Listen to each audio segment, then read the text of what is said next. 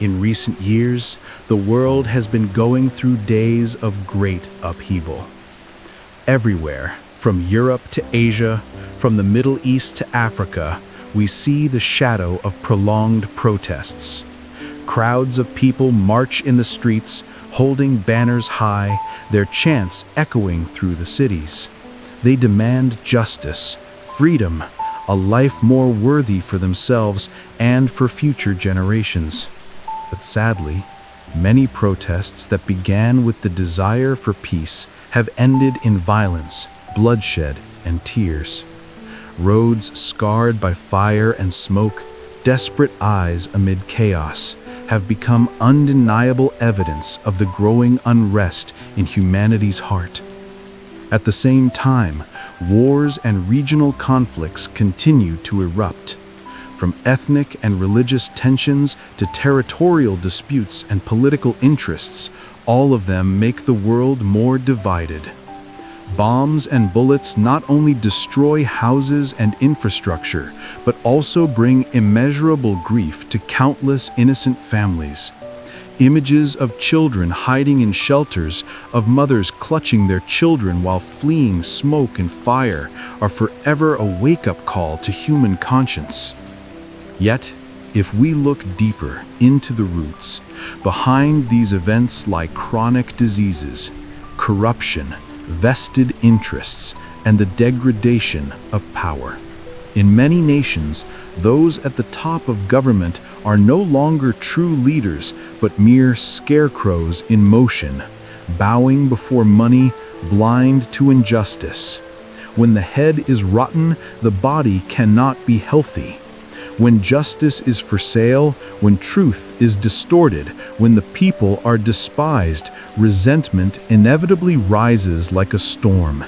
And that storm is nothing other than protests, uprisings, and wars. But humanity's tragedy does not end with politics or war. Perhaps even more frightening is the bottomless greed of humankind toward the earth itself. Humanity has been cutting down ancient forests, draining every drop of oil, tearing apart the soil, poisoning rivers and oceans, all to satisfy endless consumption. We take too much, but give back too little, sometimes nothing at all. On a larger scale, we see that Mother Earth, the only home we have, is growing exhausted. Floods, droughts, wildfires, storms, pandemics come one after another, like stern warnings. Could this be Earth's way of trying to save herself? When humans have gone too far, when limitless greed has destroyed forests, poisoned seas, and drained the Earth's core, nature must fight back to protect its balance. Yet we still lift our heads to the sky, searching for distant planets, dreaming of a new home, while refusing to look beneath our own feet at the very ground where we live. In this picture, humankind no longer appears as the noble masters of the planet, but as parasites. Like worms gnawing at a tree, we drain Earth's lifeblood without giving anything back. Worse still, without learning to cherish the place we live, we dream of leaving Earth to seek refuge on other worlds. But let us ask, if we trample mercilessly on the nurturing embrace of Mother Earth, who has sheltered us for millions of years, do we deserve any new home at all? This is no longer a story of science fiction, but reality. Every great storm, every wildfire, every global pandemic is like a bell tolling to remind us, Earth can live without us, but we cannot live without Earth.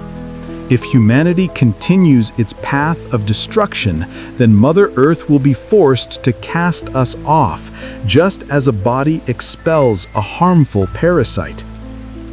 The world has always had two opposing sides, light and darkness. And so do we. Humans are complex beings. Within each of us, there is a silent but fierce struggle between light and shadow, between the urge to create and the instinct to destroy. On one side, we can love, create, sacrifice, and build noble human values. We have brought forth art, science, morality. We have shed tears for others' pain and reached out a helping hand when needed. Yet, on the other side, we are also the ones who ignite wars, corrupt power, destroy nature, and live selfishly for ourselves alone. It is an endless conflict, like two wolves sharing one body, always howling, always tearing at each other. Which wolf will we feed? Will we let the light or the darkness within us prevail? If darkness, greed, selfishness, blind power keep spreading, humanity will lead itself to extinction. But if light, love, justice, the desire for peace is nurtured, then we still have a chance to rewrite our fate. But the question here is, are all these actions, what we have done, are doing, and are about to do, truly born from human free will, or are they guided by some invisible hand? Could it be fate? Could it be destiny? Or could it simply be the harsh law of natural evolution? Do we really control our actions, or are we merely walking a path already laid out for us? If there truly is an invisible hand, then perhaps war, protests, corruption, greed, even Earth's destruction are all inevitable parts of a greater game. But if there is no such hand, if everything is truly decided by humanity, then we are all the more guilty, for every pain and every disaster comes from our own hands. That question is not easy to answer. Perhaps it will haunt humanity for thousands of years to come. But one thing is certain. Whether or not there is an invisible hand, we must take responsibility for our actions. We cannot blame fate for destruction. We cannot excuse war with destiny. We cannot hide bottomless greed under the name of heaven's will. Peace, justice, and nature, these three pillars must become humanity's compass. Only when the guns fall silent, corruption is erased, greed restrained, and earth healed, can we hope for a bright future.